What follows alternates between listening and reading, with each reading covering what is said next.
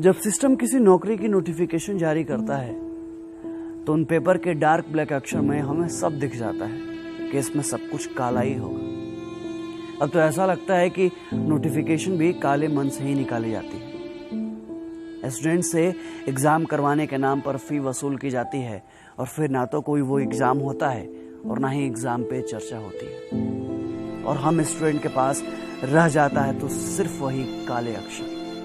फिर भी उन काले अक्षरों को अपने छोटे से कमरे के बड़े से दीवार पर चिपका कर ही सांस में पढ़ाई करते हैं कि कभी तो सिस्टम और सिस्टम के लोगों को शर्म आएगी, कभी तो उन्हें हम बेरोजगारों पर तरस आएगी, या फिर कभी तो किसी बड़े अधिकारी मंत्री मीडिया को उन 2.5 करोड़ फॉर्म पर नजर जाएगी जिसका बत्ती बनाकर ये लोग देशभक्ति का दिया चला रहे हैं। लेकिन नहीं, तो ये मत भूलिए साहब कि हम युवाओं को भी दिया जलाने आता है।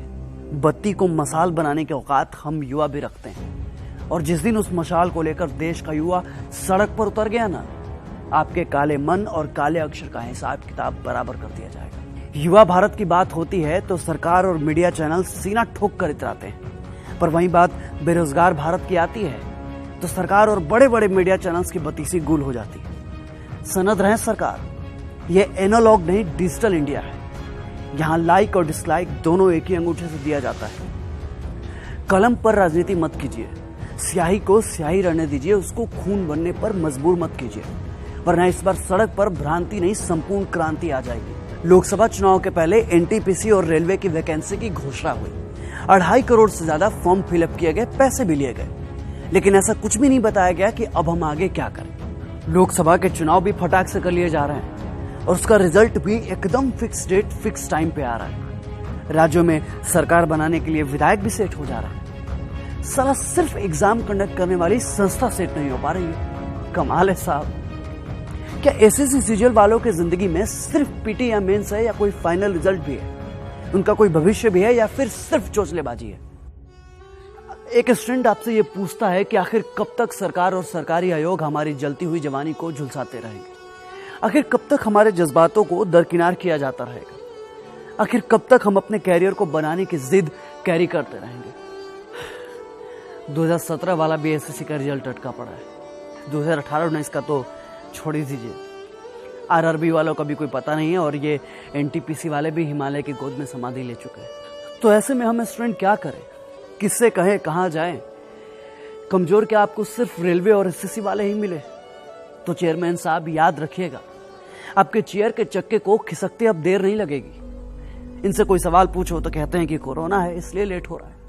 अच्छी चांदी काट रहे हैं आप, वो भी कोरोना के नाम पर। जब नीट और जेईई के एग्जाम कराते हैं तो आपका कोरोना गायब हो जाता है। जब बीएड एंट्रेंस एग्जाम में सोशल डिस्टेंस की धज्जियां उड़वाते हैं तो आपका कोरोना क्वारंटीन हो जाता है। लेकिन बात जब हम अपने रिजल्ट की करते हैं तो कोरोना आ जाता है। सही चल रहा है, सही चल रहा है, लेकिन गलत ना हमारे साथ हो रहा है, और इस गलत का सही जवाब तो देना पड़ेगा आपको।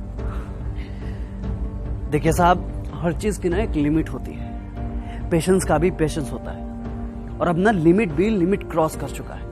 इस देश का युवा चोट से ज्यादा वोट को प्रेफरेंस देता है, और जिस दिन अपने इंडेक्स फिंगर से ईवीएम पर प्रेस कर दिया ना, तो आपका बिका हुआ प्रेस भी कहीं का नहीं रह जाएगा। और मीडिया वालों की क्या बात करें साहब, वो तो शर्म को हॉर्लिक्स और ग्लूकोन डी में मिला के पी गए हैं। इन्हें देश की बेरोजगारी, युवाओं के टूटते हौसले और हम स्टूडेंट के बिखरते सपनों से कोई लेना देना नहीं है। मीडिया में चीन के माल के बहिष्कार की खबर चल रही है, पर इसी देश में हम युवाओं को, हम स्टूडेंट को बहिष्कृत किया जा रहा है। इससे किसी को कोई लेना देना नहीं। इन्हें दलित, हिंदू, मुस्लिम, ब्राह्मण सबकी खबर है, सिर्फ हम बेरोजगार स्टूडेंट की कानों कान खबर नहीं। तो बताइए ना साहब, हम आपका बाइकआउट क्यों ना करें, जब आपने हमें सालों से बाइकआउट करके रखा है? आपकी खबर हमारे किसी काम की है ही नहीं, तो आप किस काम के हैं? और इस बार तो आप भी देखोगे कि हम स्टूडेंट और बेरोजगारों को बाइकआउट करने का नतीजा क्या होता है। हमारी संवेदनाओं को कुतरने का आगाज आपने किया है, तो हमारी भावनाओं से खेलने का अंजाम भी आप भी देखोगे। अगर आप हमारी समस्याओं को नहीं सुलझा सकते तो आपको कुर्सी पर बैठने का कोई हक नहीं है। और हाँ, आपके सिस्टम में जो दीमक लगा है ना, उसे साफ कर लीजिए अब भी, क्योंकि एक न एक दिन इसका हिसाब तो आपको देना होगा। और हमें कमजोर समझने का भूल मत कीजिएगा, क्योंकि जो हम पढ़ते हैं ना, उसका प्रैक्टिकल भी करते हैं। हमें अपने अधिकारों को छीनने पे मजबूर मत कीजिए, क्योंकि हमें लोकतंत्र भी अच्छे से आता है और क्रांति भी। याद रखिएगा, जिस दिन देश का युवा पढ़ाई लिखाई छोड़ क्रांति पे उतर गया ना, आपके लिए बहुत मुश्किल हो जाएगी। सिस्टम की कुर्सी चरमरा जाएगी आपकी। और यह मत भूलिए कि लोकतंत्र में सत्ता का नशा ज्यादा दिन तक नहीं रहता, क्योंकि जो लोक है वही तंत्र है। क्यों तरसता है तू बंदे, जल्द ही बदलेगा मंजर। झांक ले तू एक दफा बस दिल से अपने दिल के। ओ सिकंदर, ओ सिकंदर,